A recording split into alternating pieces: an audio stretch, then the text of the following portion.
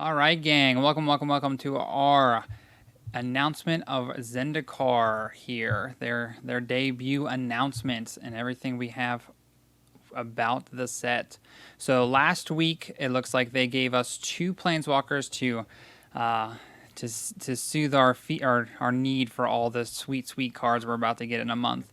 Nahiri is very cool. It's a neat card. Unfortunately, Colossus Hammer rotates out with Zendikar coming in, so that will not be a sweet combo in Standard. You'll be able to do it in Pioneer though. So Jace definitely has a ton of potential, and the neat thing about that is it has kicker. So that means that the mechanic kicker is returning in a Zendikar Rising, but the effects on it are sweet as well as the art here. They have like the mirror image on the backs. It looks really neat. But let's go ahead and get into the news that is new to this week.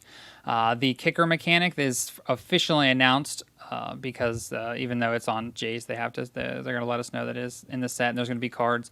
This spell, Blood Chief's Thirst, it's going to be definitely played. So it feels a lot like Fatal Push, but instead of having a permanent leave the battlefield, the kicker is the additional cost. So it's definitely going to see some play. It is sorcery, so we'll see what happens, but it's an upgrade from Disfigure for sure. And then as we go down a little bit further, we get Lotus Cobra. Look at that. This card is insanely fun to play, and the art is even better. And look at the alternate art too. The showcase card is what they're called. They're showcases. All the colors. I can't wait to see what that card looks like in foil. It looks really nice. But there's this is going to be awesome with like the Uro decks when you can play this on 2 and then on 3 you go land, play an Uro and play another 2-drop. So this is a great addition to those Uro decks. And then we also have Omnath coming down, 4 mana. So we are adding white to Omnath this go round. And he has a plethora of abilities. Not only does he replace himself when he comes into play because he draws a card, he has all this other stuff when lands come into play. You can add mana to your mana pool. You do 4 damage to creatures, or you gain life. So it's just really thematic. It's really cool. And then on the alternate art Omnath, look at the sweet little gold at the bottom that kind of showcases the Omnath in the picture. Really nicely done there. So they started off the debut with a ton of great spoilers. Cards that are going to be really fun to build around. I'm super excited for this. They also gave us some other cards that is relevant to their other new mechanic, which is Party. So whenever in the history of Magic, typically when you have a creature type, they are better when they're together. So if you have goblins, they buff each other. If you have merfolk, they make each other unblockable. But this is kind of an interesting take on creature type, because now if you have different creature types, you get benefits, and they're like your party. So you have your cleric, your rogue, your wizard, your warrior. Just like in D&D, you have your go-to classes, your fighting, your merry band of creatures are coming to battle. And if they're in play already, you're going to get higher effects. So take this, for example, the Shepherd. If you already have like a warrior in play and this cleric comes down, you're going to gain 4 life instead of just 2. So it's really neat. And they also spoiled a mythic here. This spell's going to cost 1 mana for a 4/6 if you're able to get your party, if your party members already in play, your warriors and clerics. And they also spoiled some other cards like the Spoils of Adventure, where you can, for 2 mana, draw 3, gain 3. Seems really good. And then the return of Linvala. The last time we saw Linvala, she was just mono white, and she was a 6-drop. A little hard to play, but this one looks a little bit more interesting. And it is also a wizard. So pretty excited to see if these cards turn up in any decks. Very cool. The next thing that they showed us is they are bringing back flip cards. Now, the flip cards they have, they're going to be a little bit different. If you remember in Shadows of Innistrad, you play the creature and then you have to satisfy a condition and then it flips over. These ones are a little bit different. You play them from your hand and then you pick which side they go down on. So they either go on the front or the back side. So for example, we have this Valakut Awakening. You could wheel your hand by putting cards in the bottom of your library and drawing cards, or you could just play it as a land. It'll be a tap land. So it's definitely some great value there. There was some other ones they gave us. This is the rare land cycle for the Zendikar Rising set. So they are a dual land, but when they come into play, you either pick whether it is white or black, and then for the rest of the game they stay like that in play.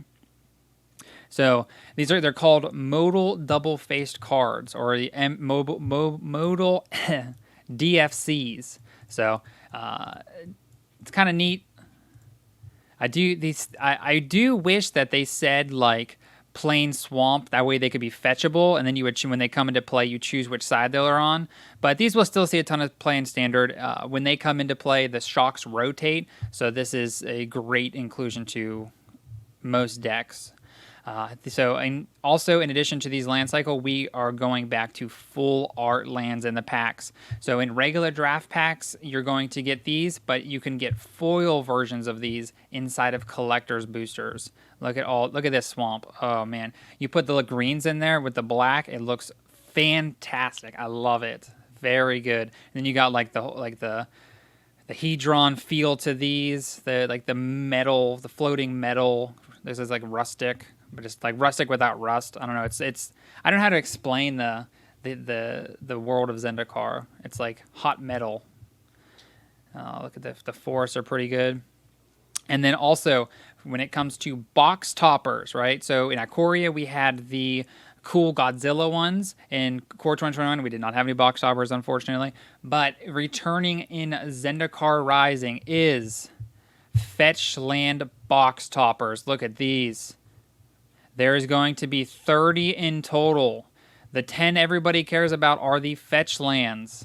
And then there's going to be 20 other ones. Look at that. Prismatic Vista. Oh man, that looks so good. And then Wasteland. I cannot wait to see these in foil. They look so great. So these will be in set boosters as the box topper, as well as draft boosters. They're very cool.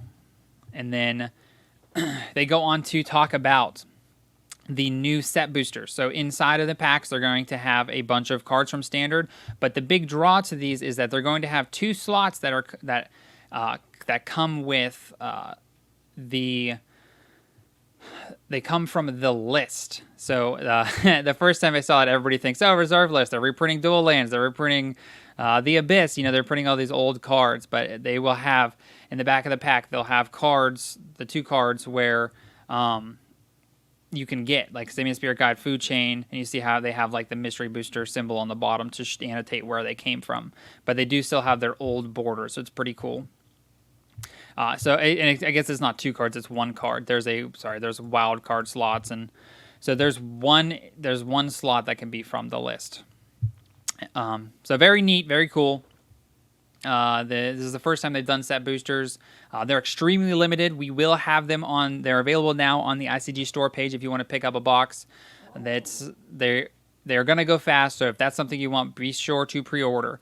We also have our other products on there, draft boosters, collector boosters. We'll have singles, we'll have it all, but as of right now, it's just Steel product that's up there. But back to the goods. They also, on the stream, they told us what's happening in 2021. And at the very beginning is Kaldheim. So at the beginning of the year, that is our winter set in January, February, it is the Viking world. I don't know a ton about the world, but they've kind of poked at it a little bit in the history of Magic. The people have been talking about this for a long time. I'm excited to see where they take us.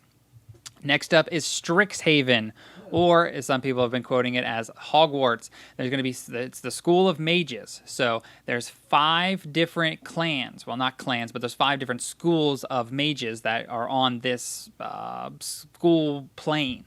And I'm hoping that it gets a feel like the Khans of Tarkir block or the Guilds of Ravnica block, where there's clans or there's teams or there's just groups of people that are bound by some reason, and then they're color pie, and then like Guilds of Ravnica has the guilds, and there's 10 of them because there's 2. If you match every color up, there's 10 opportunities. So I'm really excited to see where that takes us. And then I also like, there's going to be some sweet wizards in there. My commander deck is Azami, so please give me some good mono blue wizards. And then we also have, for the first time, Dungeons and Dragons crosses over to Magic. It's for a while it's been Magic to Dungeons and Dragons, but now we get to see the Forgotten Realms in D&D. If I had to guess, I'm going to say there's a lot of cards that reference dice rolling, a mechanic that says, roll 2d4, you gain that much life, something like that. So that's my guess as to what is going to, one of the mechanics is going to be. Past that, who knows? We'll probably see a return to the party mechanic. This is replacing the core set. So this, we can see a lot of, we'll be able to see a lot of reprints of older cards. So, and then older as in Battle for Zendikar, since that's the first party mechanic. And then with these, we also have, this is from Tempest Remastered, but they also gave us the fall set of next year, and that is going to be Innistrad. So we're going back to Innistrad, and they're doing it a little bit different this time. Usually it's Shadows over Innistrad was just a one big set, and it does everything of the plane. This one, they're splitting it into 2 sets, and with that, they're going to do vampires and werewolves. So each set's going to have their distinct theme. I don't know if they're doing the sets together or they're splitting them up from the fall set into the winter set. There will probably get more details next year, but I love Innistrad. They didn't finish the story technically last time because Emrakul is just stuck into the moon, imprisoned to the moon. So they got a couple options. Not sure where they can go from there, but we'll see even if they even reference the Eldrazi at all. But we'll see. Maybe we'll get a sneak peek in the Zendikar set in a month, and we'll get a little idea of what they'll do next year. But other than these standard sets, these are all standard sets they're going to release next year. They gave us 2 Eternal format sets, and the first one is going to be Tempest Remastered. So Time Spiral Remastered. Tempest Remastered was a Magic Online set. Time Spiral Remastered. So they thought that the Time Spiral block would be a fun block to draft, and they also figured that they would fit a set where they could put new cards in old frames. So check out this Chalice of the Void. This is the old brown frame. We got the old white frame on Path to Exile. So I can't wait to see what cards they pick to give them older style frames. It's really nostalgic, because some of the old foiling looks really nice, like when they had the shooting star in the text box. I really like that on some cards. So I'm curious if they bring that back as well. It's going to be really neat. But the other set that they're coming out with, so this Time Spiral Mastered will be coming out between Q1 and Q2. The one that comes out in Q3, Q4 of next year will be Modern Horizons 2. So this is going to be a set strictly for Modern backwards. It won't be good for Pioneer, won't be good for Standard. So they can put cards in there that are pretty pushed for Modern. Usually they gotta pull it back a little bit because Standard, they don't want those big powerful cards there. The first go around, Modern Horizons, they had no reprints. So no reprints of cards in Modern and only new cards. So that means if a card was in Legacy but not Modern, they would be allowed to print it in Modern Horizons. They did say that there will be enemy fetches in Modern Horizons 2. So they kind of are breaking that rule a little bit unless they put it as box toppers or something else. I'm not sure. But we'll see exactly what they decide to do with that. But Modern Horizons 2 is confirmed for next year, late in the year. They also gave us a sneak peek of the secret lairs that are coming out. The one, it actually does come out tomorrow, is Yar... Oh, where's he at?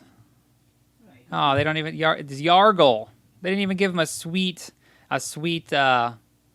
new frame or anything. These are all just like other cool cards that are relevant to Yargle. I don't know. He's a 9/3, so it makes sense for August 3rd because 9/3. Get it? Okay. I'll see my way out. But this drops tomorrow, and they also hinted at a Walking Dead themed secret lair. So very cool there. My favorite part about this, I like Walking Dead, or I like the first 3 or 4 seasons of it, I guess. But this gives them opportunity to do more intellectual property in the future. So maybe they already did Godzilla stuff, so they're really open to doing different intellectual property. So if there's I would love to see anime stuff. If we saw One Piece or Naruto or things like that, I would love to see things. There's so many different intellectual properties that have potential for this. So they have a video with all this in it. It's about an hour long. You can check that out. I also was able to snatch a picture of another spoiled card. This was on the stream afterwards. This is Nisha of Shadowed Boughs. This card is going to be very good in standard. You can, if you play this on turn 5 and then you play the land and then you activate it for its -5, you'll get to reanimate the turn it comes down. So you'll be able to get a 5-drop back into play. And this card's gonna be good. Not only does it make 3/3s, but then it's in the best colors too, green black.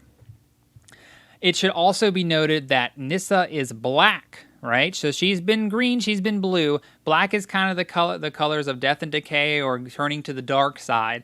So it's really interested to see where her story goes with this. With the return of Zendikar Rising, they are bringing back this online story, so you'll be able to read content of what's happening in the Zendikar world when later in the year, or as time goes on. So we'll be able to figure out why she has black in her casting cost. But and there was one final thing that there was they had someone come out and show that Arena was on mobile, so they're close. They're close to having Arena on mobile. The game is, there's definitely a lot going in the game, so we'll see if the phones can handle it. If they don't, you could cook an egg on it when it gets so hot that there's so much processing going on. But we'll see. There was a ton of information today, ton of stuff to sift through, and this is only the beginning of it. We still have a 300 card set to see what they have for us. If standard rotates, it's gonna be great. It's gonna be a great time to play Magic. So if you're interested in purchasing any product, we have it available on our website now, icgstore.com. Check it out. We'd love to help you out with any products you need. Singles, message us, let us know. It also supports us, a local store. We're located in Western Pennsylvania. COVID has been a wild time. We haven't had events in a long time, so we'd appreciate your business. So, but that is it for me today. Be sure to keep an eye out on the YouTube page. Be sure to keep an eye out on the Wizards page for new spoilers. Oh man, it's going to be a great September. It's been a wild couple of months, but it's nice to see that there's sunlight in the horizon. It's coming over. All right. But thank you guys for hanging out watching, and I hope you enjoy the rest of your week.